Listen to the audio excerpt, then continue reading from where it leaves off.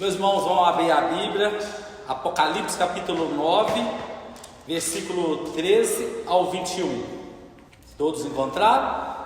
Está escrito assim: o sexto anjo tocou a trombeta e ouviu uma voz procedente dos quatro ângulos do altar de ouro, que se encontra na presença de Deus, dizendo ao sexto anjo, o mesmo que tem a trombeta: solta os quatro anjos que se encontram atrados juntos ao grande rio Eufrates.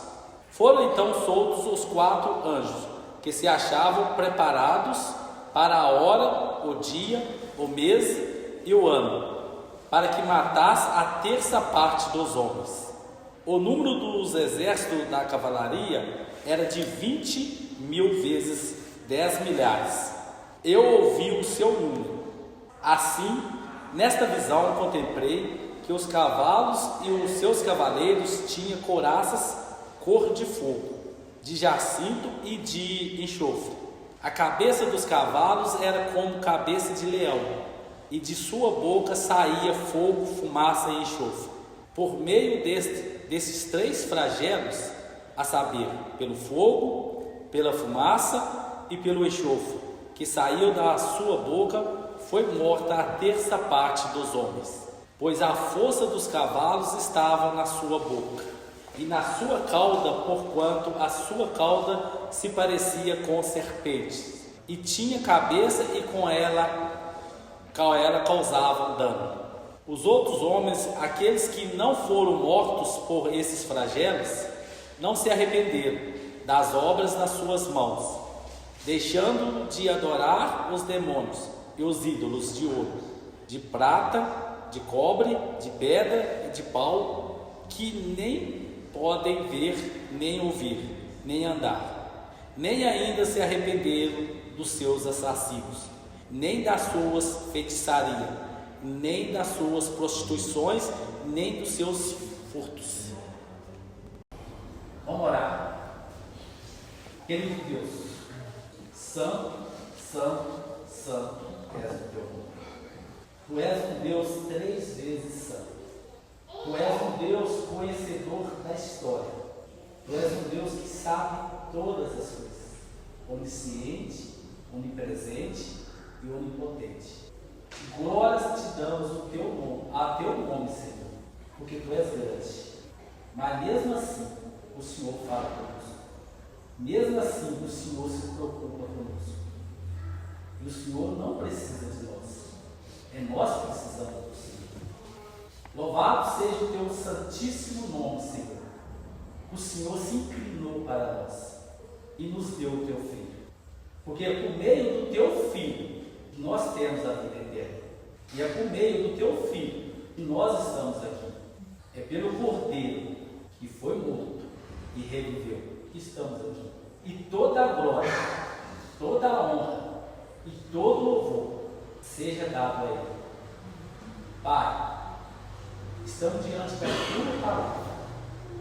Nós não temos condição nenhuma, Deus, de falar, de ser o porta-voz do Senhor.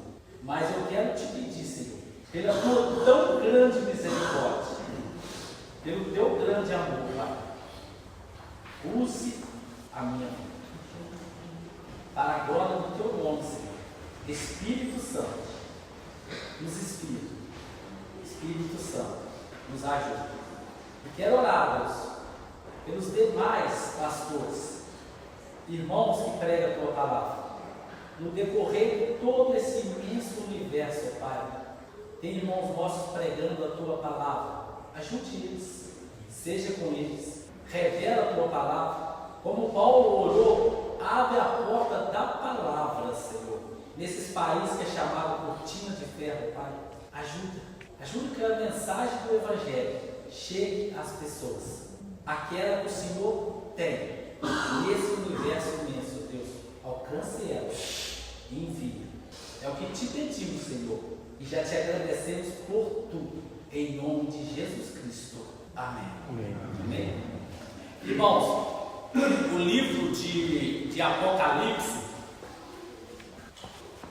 não tem como nós tentarmos entender ele se nós não procurar entender o contexto histórico. O mais importante do livro de Apocalipse, irmãos, porque no livro de Apocalipse tem uma mensagem. Ela tem uma mensagem central. Qual é a mensagem central do livro de Apocalipse? Chamar o povo ao arrependimento. Inclusive, em todas as escrituras, vou abrir um parênteses aqui, em todas as escrituras, ela tem uma mensagem. Ela tem uma mensagem central, desde o dia que o homem caiu. Desde o dia que o homem caiu, lá em Gênesis capítulo 3, as escrituras, Deus tem uma mensagem central para o ser humano. Qual que é a mensagem? Trazer o homem de volta.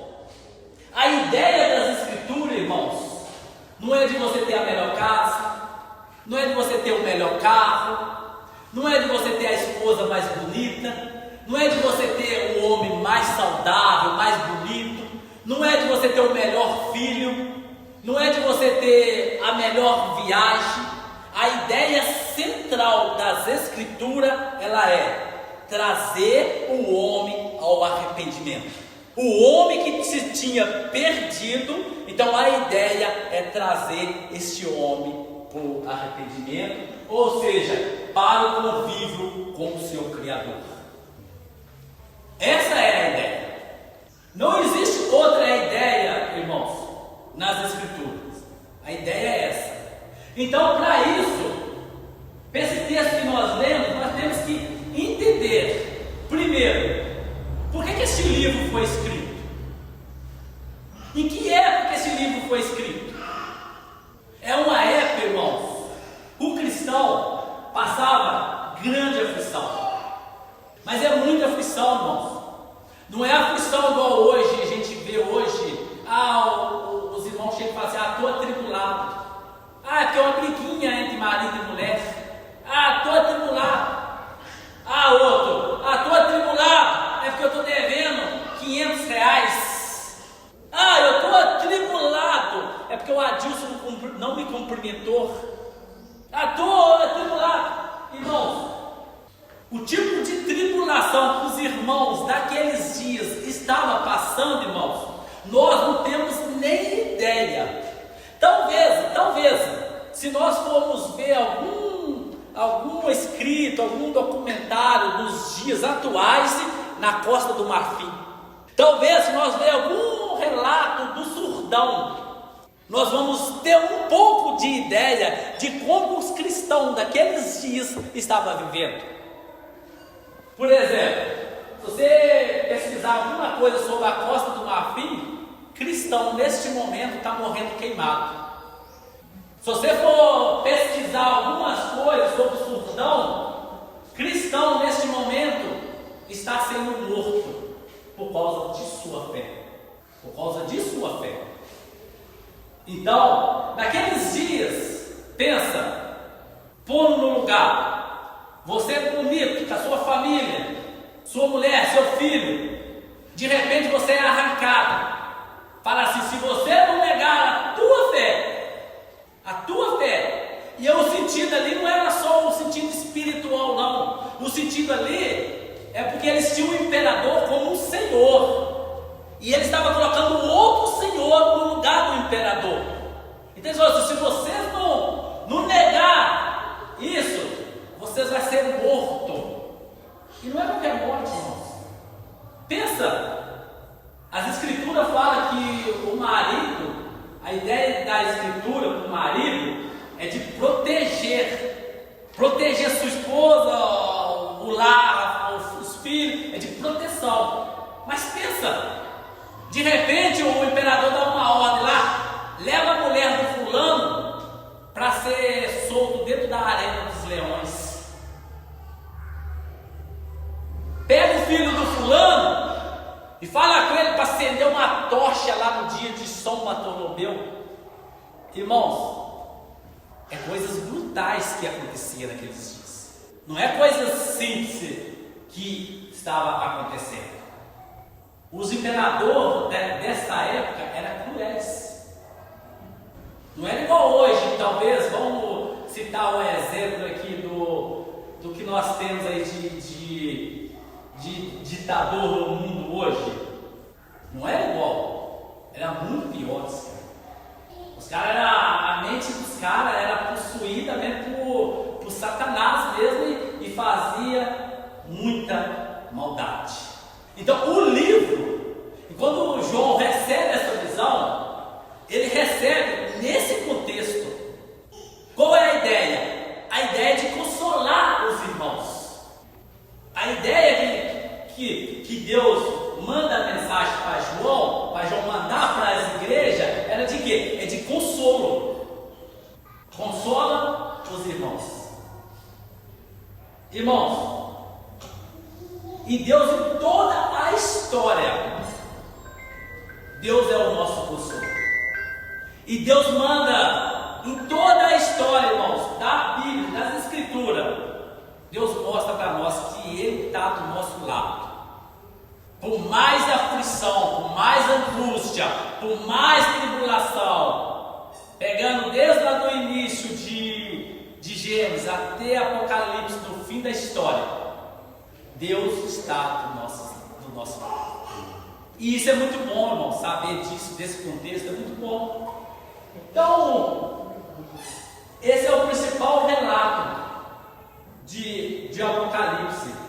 É como que ele foi escrito, para que ele foi escrito. Para que ele foi escrito. E outra coisa, irmãos, Deus não poupa ninguém. A igreja moderna, ela está muito enganada.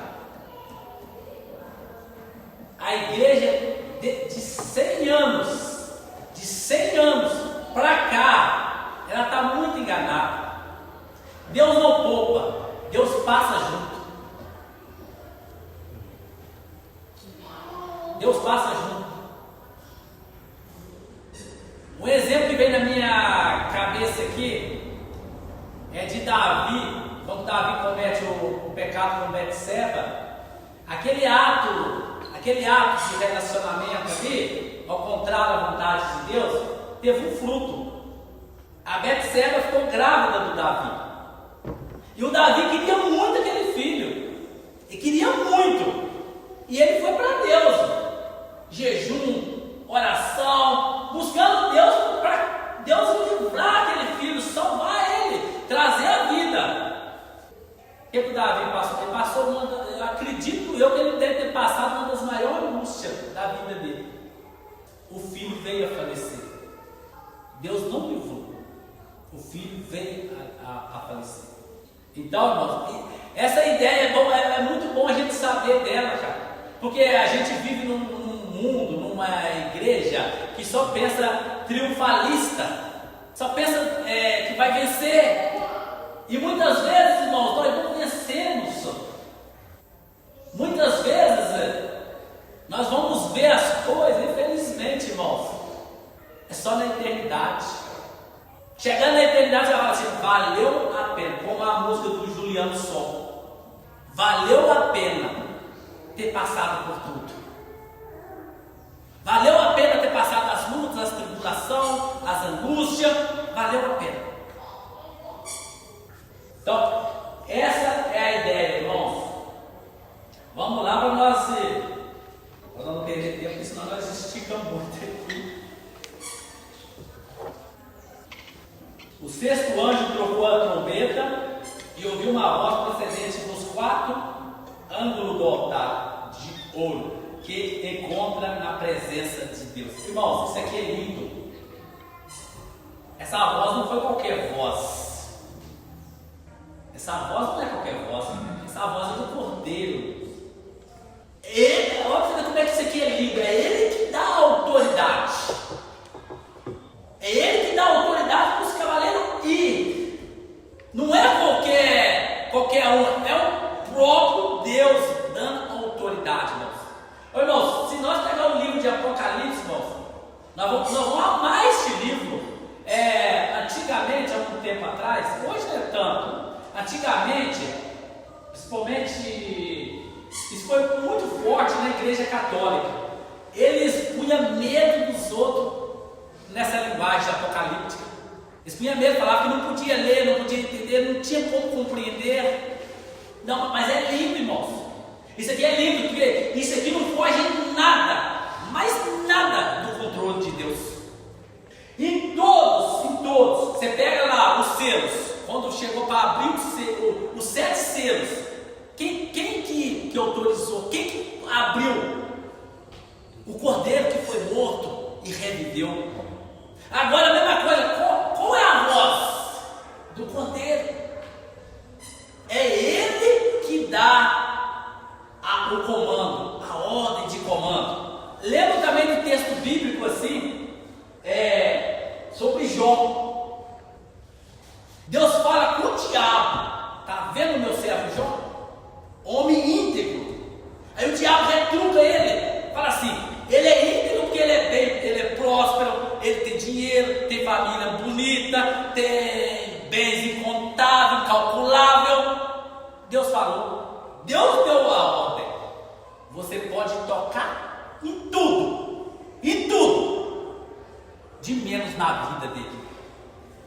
E o diabo começou, aí tocou em tudo, até na saúde dele tocou, aí chega um ponto que não, aí é o limite.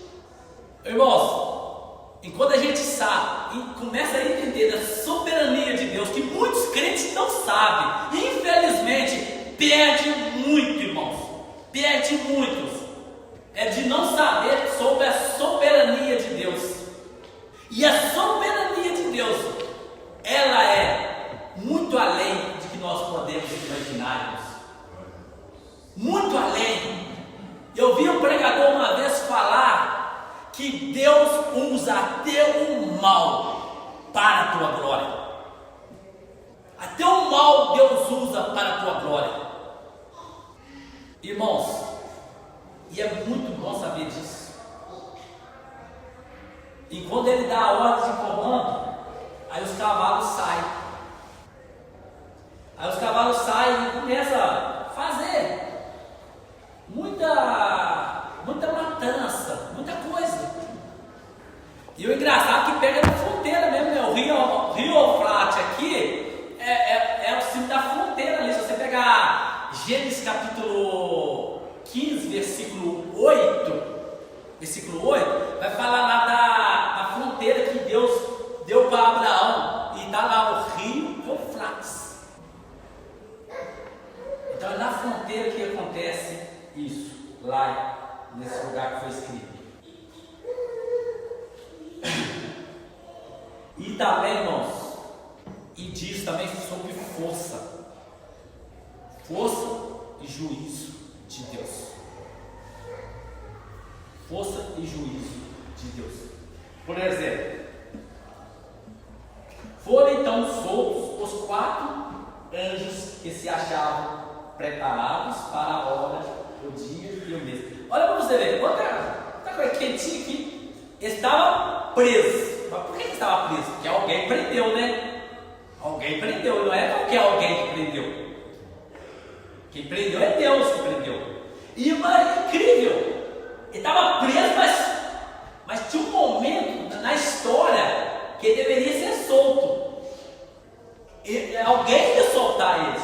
E soltou. Mas soltou ele com uma missão específica. E qual que é a missão? Qual que é a missão? Matar a terça parte dos habitantes da terra. Matar a terça parte dos habitantes da terra. Podia falar numa redução mundial. E em toda a história, irmãos, desde que Jesus veio, ou desde que o pecado entrou no mundo, isso já vem acontecendo. A terra passa por isso. Por exemplo, eu não sei números exatos, a pandemia deve ter matado muita gente. Na época mesmo, no auge da pandemia. Por exemplo, a peste negra que aconteceu, o Sr. Wilson contava alguns relatos aqui para nós. Ele contava algum relato aqui em Lafayette, falando aqui, em Lafayette, dizendo que conseguia ver, alguém contava também, que diz que ficava corpo nas ruas, porque não existia lugares para sepultar. Então, as guerras, o quanto que as guerras matam, irmãos? Irmãos, se nós pesquisarmos, é nós que não pesquisamos e nós fechamos os nossos olhos, porque nós olhamos os nossos inimigos, e nós olhamos, é como o pastor Tiago fala, viver em Lafayette é bom demais. Mas se nós abrirmos nossos olhos e começarmos a pesquisar o quanto que a fome mata no mundo, irmãos, mas é muita coisa, irmãos. É muita coisa, irmãos. E isso vem acontecendo no decorrer da história. Mas qual é o objetivo disso acontecer? A ideia era dos homens abrir os olhos. Dos homens abrir os olhos, descendo, nossa, porque isso aqui é uma forma de juízo. Mas só que o ser humano, irmãos, eles não conseguem despertar. E tem juízo de vários jeitos. Tem juízo na terra, que é causado, no tempo que a gente fala assim, o que acontece? É causado pelo nosso coração também maligno. Acontece muita coisa, irmãos. Mas nada é, porque é o juízo dos homens despertar. E nisso aí já é a bondade de Deus manifestando também. Deus mostrando para o homem que ele deveria voltar. Aí o que ele faz? Pega o coração do homem que é mau, o próprio coração do homem já distribui a forma de juízo. Vamos lá, aqui ele usou algumas palavras aqui: fogo, fumaça e enxofre. Eu peguei o significado, irmãos. Eu quero ser bem rápido, nem sei onde eu estou. Eu sou o Paulo, faço estudo e eu nem acompanho. 17, né?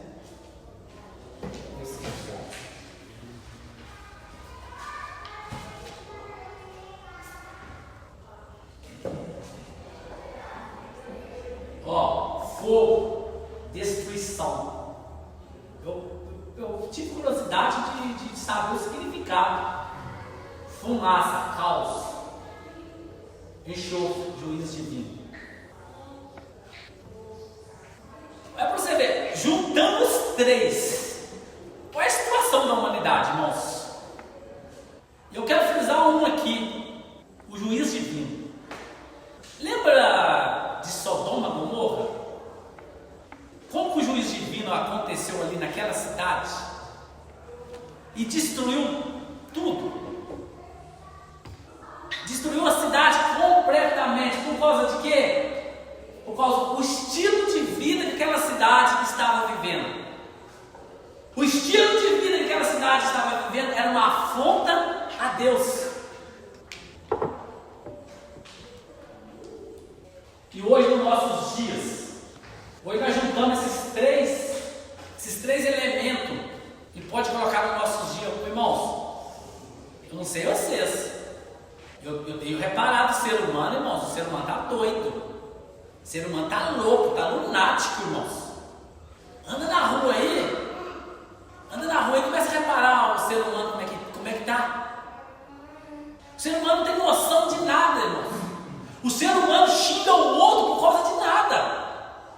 O ser humano briga por causa de nada. Outro dia no São João, aqui perto do Mercado Brasil de São João, o camarada saiu do carro, só que deu uma fechadinha, pegou um pau de mulato assim, começou a lenhar o cara. Do nada, cara. Por causa de uma fechadinha. Quem que é o perfeito que não fecha o outro, cara? O ser humano está louco. E se falar na questão de pensamento, ou se falar de fé, hoje eu quero Deus, amanhã eu já não quero. Hoje eu quero cultuar, amanhã já não. O ser humano está sem padrão. O ser humano está sem padrão, irmãos. O ser humano acredita em qualquer coisa. O ser humano não tem uma fé sólida, aquela fé racional. Porque, irmãos, quando Deus chama nós para viver a fé, Ele não chama nós para nós sermos emotivos, não. Ele chama nós para nós viver uma fé sólida. Posso passar o que for, mas eu sei em quem eu tenho crido. Eu sei em que eu acredito. Hoje está assim, amanhã está lá.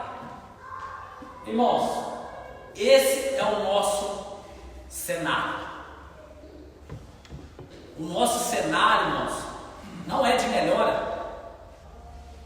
Muita gente fala assim, vai melhorar. Eu olho para a cara da pessoa e falo assim, você acredita nisso que você está falando? Você tem certeza mesmo que vai melhorar? Pelo amor de Deus, você deve estar falando que vai melhorar, porque você deve ver todo mundo falando. Você vê as igrejas neopentecostal fazendo um monte de promessa que Deus não tem compromisso nenhum com aquilo. Aquilo é o maior lixo da teologia. O maior lixo da teologia, se pode chamar teologia, o maior lixo da teologia se chama o neopentecostal. É um lixo que não ensina o cristão a passar a luta, que não ensina o cristão a passar dificuldade, só ensina o bem-estar. Irmãos, se nós amanhã ou depois for no médico e o médico falar assim, você está com câncer, cara, e aí qual é a nossa reação? Porque faz parte desse flagelo, faz parte dessa trombeta, faz parte dessa aflição que esse livro está narrando aqui. Qual é a nossa reação, irmãos? É a reação que Deus não existe? É a reação que Deus me abandonou? É a reação que Deus não está comigo porque eu estou vivendo isso?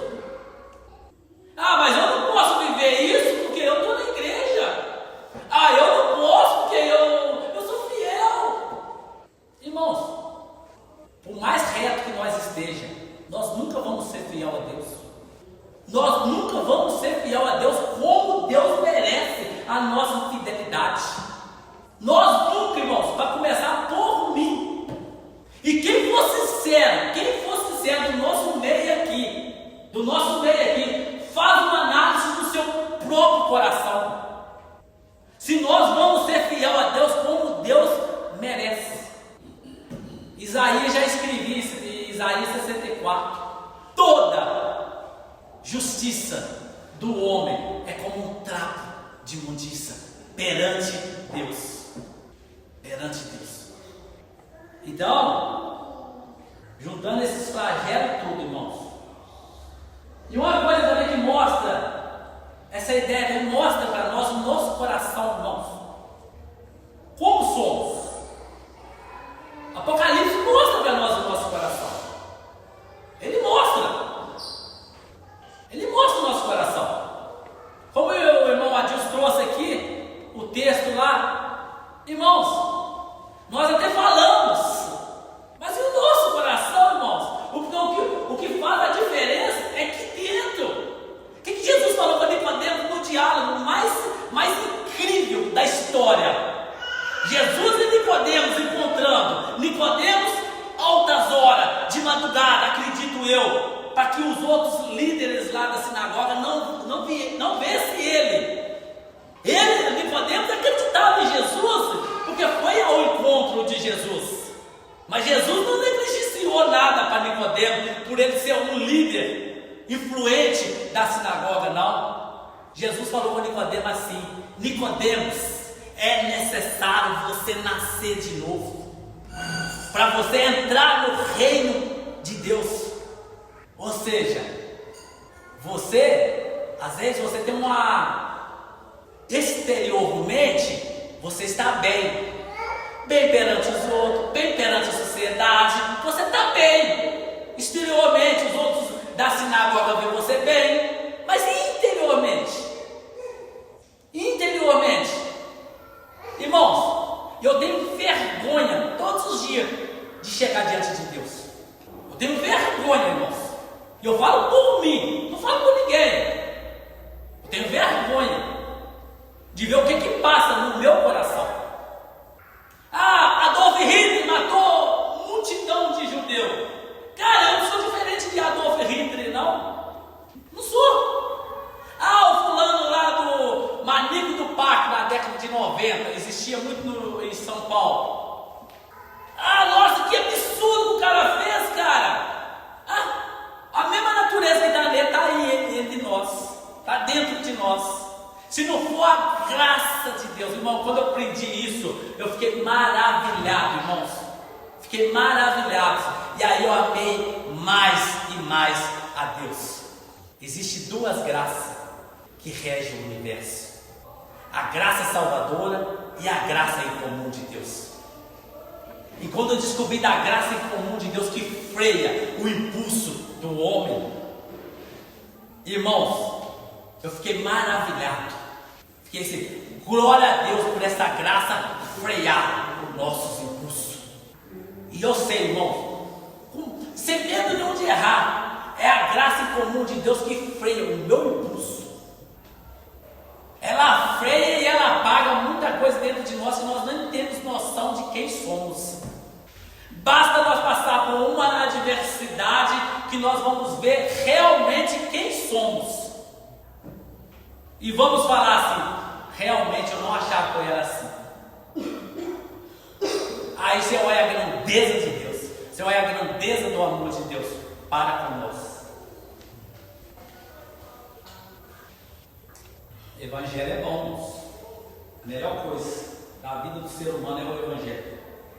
Irmãos, diante do caos, de uma destruição, que a terra passa diante dos tempos, e eu acredito, irmãos, que vai passar muito mais. Por quê? A minha visão teológica, o meu pensamento teológico é: quanto mais o tempo vai passando, as coisas vai piorar.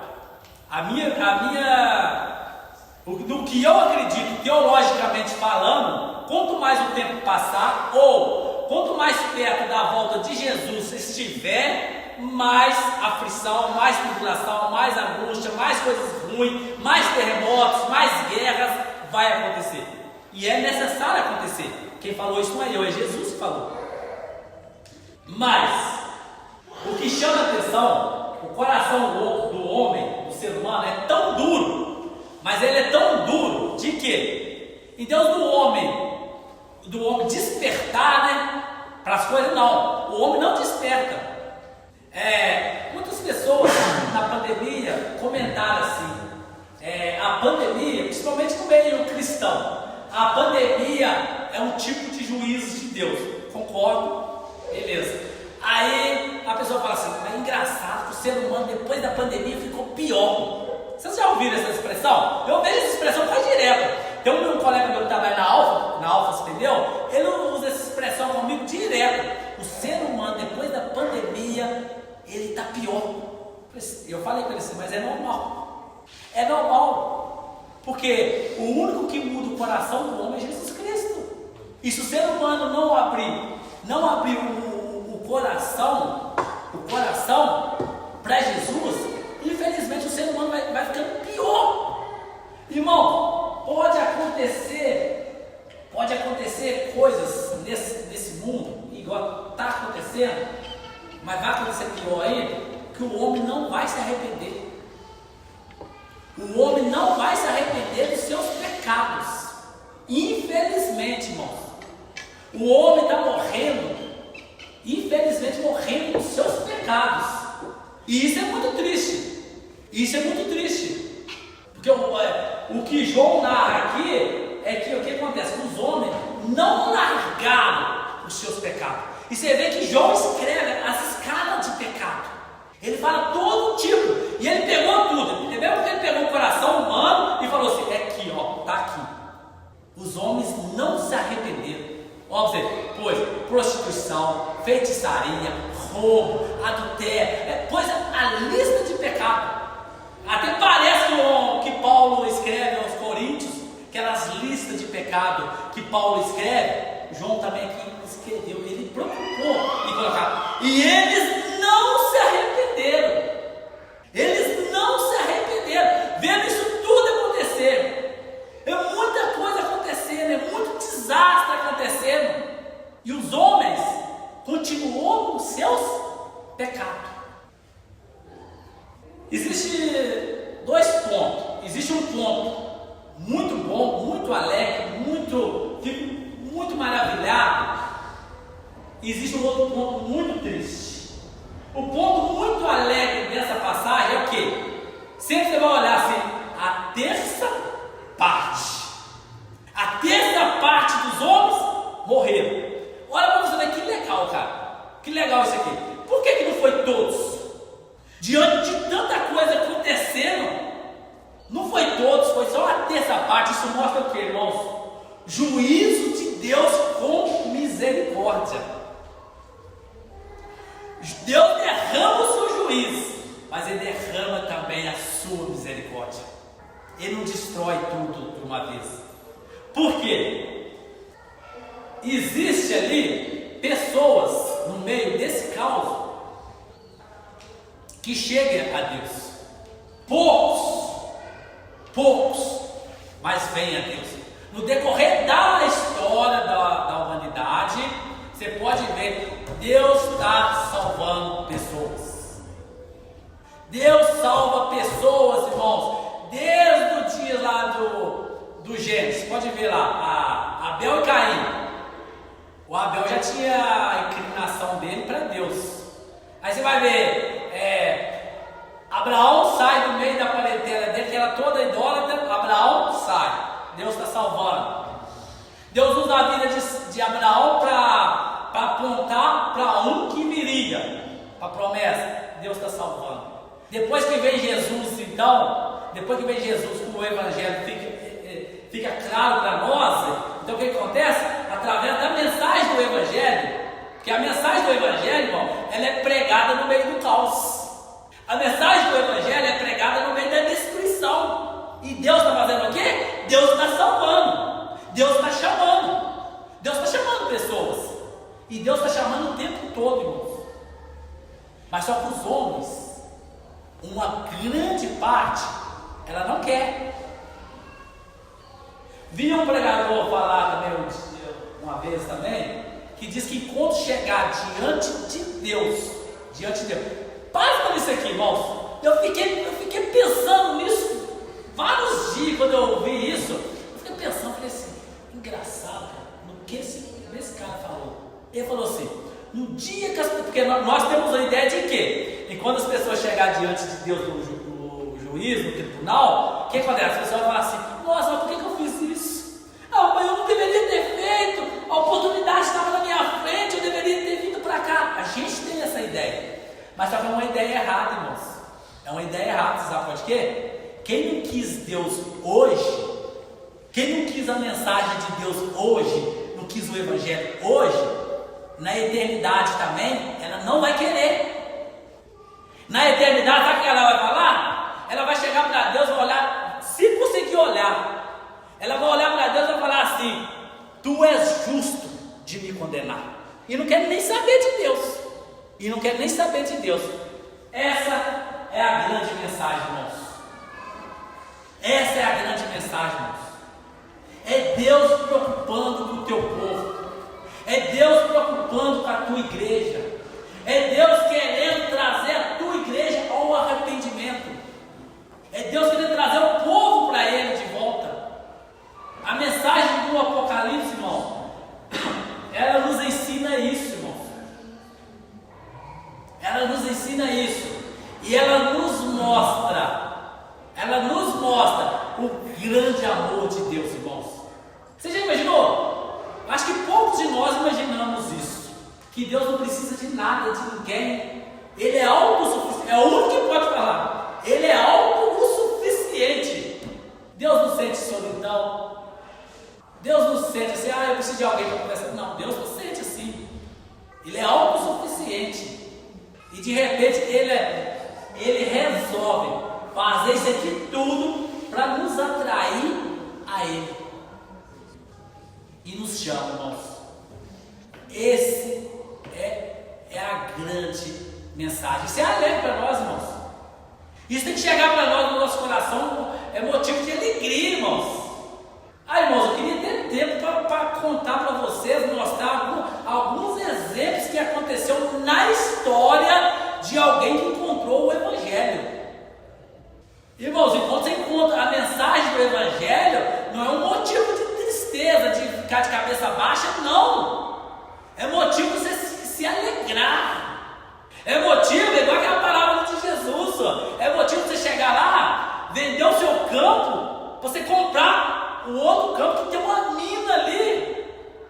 Porque você encontrou um tesouro incalculável, que é o Evangelho, irmãos.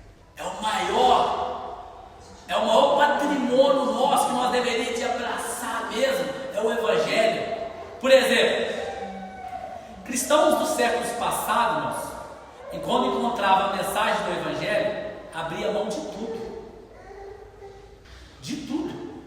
você pegar relatos dos séculos de 16, séculos 15, como uma pessoa, quando chegava, encontrava a mensagem do Evangelho, elas tinham um grande valor, elas abriam a mão de tudo. Você lembra o dia que Paulo encontrou a mensagem? Paulo abriu mão de tudo. E Paulo não era qualquer um. Paulo não era qualquer um. Imagina, irmãos, a influência que aquele homem tinha naqueles dias, irmãos. Era poucos que tinham o privilégio de estudar no pé de Gamaliel. Era poucos. Paulo estudou ali. Paulo fala que, como fariseu, ele era um dos mais zelosos que existia. Imagina aquele homem, a autoridade que aquele homem tinha, mas quando ele estava apedrejando Estevão, ele estava lá. Ele não estava dando o parecer dele, falou assim: pode apedrejar.